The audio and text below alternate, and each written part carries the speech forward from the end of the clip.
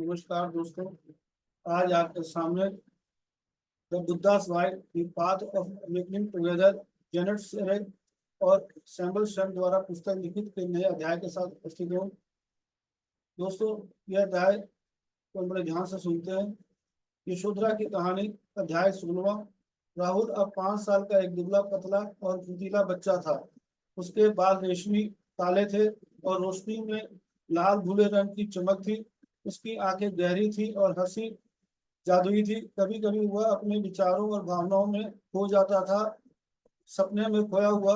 यशोधरा महल के समुदाय में अधिक सम्मानित और प्रतिष्ठित हो रही थी। महिलाओं के समूह में एक नेता जो एक साथ बैठने की अपनी प्रथा को जारी रखती थी। सिद्धार्थ के चले जाने के बाद महल में बीमारी, बुढ़ापा और मृत्यु खुलकर सामने आ गई थी। राजा अधिक चुप रहने लगा और अपनी उपस्थिति में सिद्धार्थ का उल्लेख होने नहीं देता था। वह अपने परिवार के जीवन की स्वाभाविक पीड़ाओं से बचाने की कोशिश नहीं कर रहा था। वह अपने पोते राहुल पर अधिक ध्यान देने लगा। वह यशोधरा के साथ मेल मिलाप कर चुका था और उसकी शांत उपस्थिति पर भरोसा करता था। उसने उसके पुनर्विचार के बारे में बात करना बंद कर दिया। यशोधरा प्रजापति महल समुदाय में उपचारक के रूप में जाने जाते थे, जो जाति या वर्ग की परवाह किए बिना जरूरत में उनके पास आने वाले लोगों को सांत्वना देते थे। यशोधरा ने कहा, मुझे अक्सर संकट में पड़े लोगों द्वारा बुलाया जाता था, हर तरह की पीड़ा के साथ। समय के साथ प्रजापति और मैंने पाया कि हमारा अभ्यास हमारे सर्कल अनुभव से आगे बढ़ते हुए केवल दो लोगों के साथ ही काम कर सकता है, जब तक कि सिद्धांतों का पालन किया जाता है।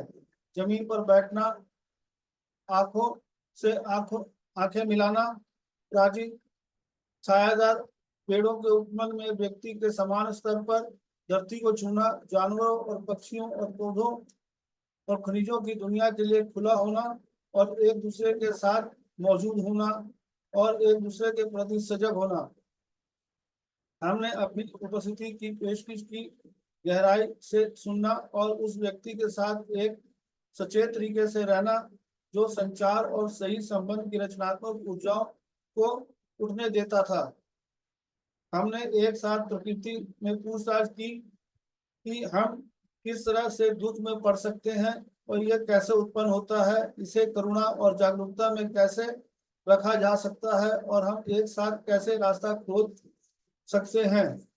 इस बैठक में हमने दुख के साथ रहने और दूसरों को भी दुख से निपटने में मदद करने लगे तथा अपने मन और हृदय को खोलने की संभावना पर अपना विश्वास व्यक्त किया। मुझे समझ में आया कि यह अनुभव दूसरों के लिए लाभकारी था और इसने मुझे ऐसे शब्द और सलाह दी जिसके बारे मुझे नहीं पता था।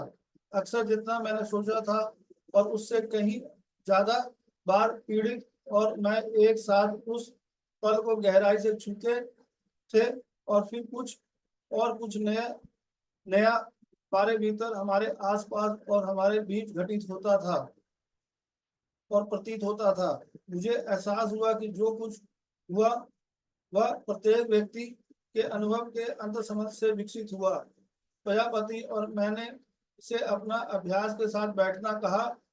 यह मेरे जीवन का वह हिस्सा था जिसे मैंने देखा कि मेरी पीड़ा की मिट्टी में जड़ जमा हो चुका था और अंकुरित हो चुका था, भले ही अभी तक फूल ना निकला हो, और दूसरों के लिए मेरा सबसे बड़ा उपहार बन गया। उस पल उस अतीत से मुक्ति का एहसास हुआ। वह आजाद हो गई और जाने को तैयार हो गई आखिरकार। और फिर उसकी आंखों से दूर से उसकी आंखों की अत्यंत सूक्ष्म गति में अतीत वापस आ गया और अपने फिर से उस लड़के को देखा जिससे वह प्यार करने लगी थी, और उस युवक को जो उसका सौम्य, भावुक, प्रेमी और उसके बच्चे का पिता था। राहुल के बारे में सोचते हुए वह अपने बेटे होने और खुद की हताशा, त्याग, विश्वासघात पर अकेलेपन के गुस्से से लाल हो गई। उसने फिर से नीचे देखा, डरी हुई। जब उसने राहुल की तरफ देखा तो उसे उसके चेहरे और उसकी आंखों में उसके दर्द को महसूस करने की हल्की सी सिरहन दिखाई दी। और फिर वह चला गया। अब राहुल के लिए अपने पिता से मिलने का समय आ गया था। दोस्तों, इस अध्याय का अगला क्रम कल आपके साथ पेश करूंगा। ये अभी यहीं तक। धन्यवाद। Thank you.